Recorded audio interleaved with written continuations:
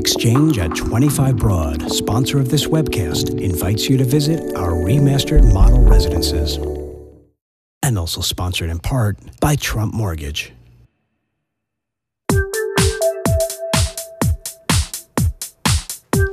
Good day. I'm Abby Overton, and this is The Real Deal. At the top of the news, one of the largest leases in Manhattan is signed. Bank of America's Bryant Park Tower will garner the highest price per square foot in history, and the city approves increases on rent-stabilized units. That and more on The Real Deal webcast this week. One of the largest leases in Manhattan history is signed as the law firm Cravath, Swaine & Moore will pay $900 million to renew its lease at Harry Maclow's Worldwide Plaza for 15 years. The firm is paying nearly $100 a square foot for 600,000 square feet of space. Rents are going up for the city's 1 million rent-stabilized apartments. The Rent Guidelines Board voted to allow an increase of 3% on one-year leases and 5.75% on two-year leases. Tenants and landlords both expressed unhappiness with the board's decision. Tenant advocates chanted "0, 0, shame, shame" during the proceedings, while landlords said the hikes were not high enough to cover rising costs. The last two vacant floors of Durst Organization's nearly complete Bank of America Tower at 1 Bryant Park is expected to get the highest price per square foot in U.S. history for an office space. Rents on the 37th and 47th floors will be starting at $185 per square foot annually. The City Council voted to approve the Bloomberg administration's proposed revamp of the city's building code for the first time since 1968. The code adds a number of new safety requirements. The Kushner companies are in their second billion-dollar deal in less than a year. This time, the family-owned business is selling. Morgan Properties and AIG have teamed up to buy Kushner Company's apartment portfolio of 17,000 units in New Jersey and Pennsylvania for $1 billion. The purchaser will also assume $920 million in debt. Jared Kushner said the sale represents a shift of focus for his firm, which will now primarily concentrate on commercial properties in Manhattan. Kushner recently purchased 666 Fifth Avenue in the largest single-asset transaction in history.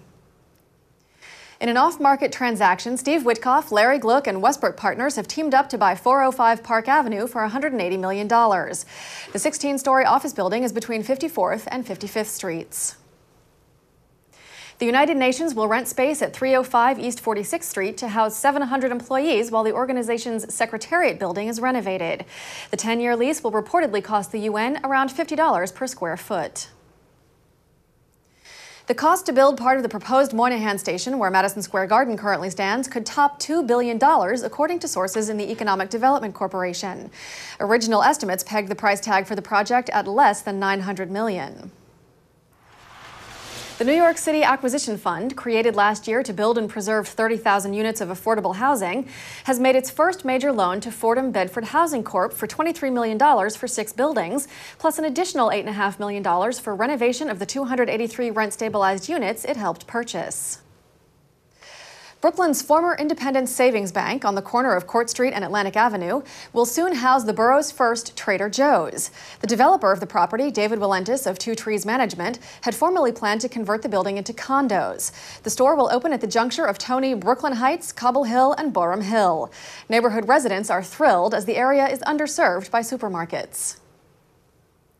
It's back to school time for some New York City brokers as the Real Estate Board of New York begins a new 10-week continuing education course designed to sharpen working residential broker skills in areas ranging from negotiating tactics to macroeconomics.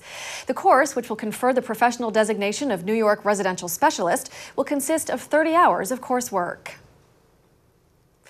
The Landmarks Preservation Commission voted unanimously to designate Sunnyside Gardens a historic district at a public hearing. The 17-block neighborhood, which consists of small brick houses surrounded by floral gardens and leafy pathways, will be Queens' largest historic district. Sunnyside Gardens was constructed in the 1920s as a garden community for low- and middle-income residents.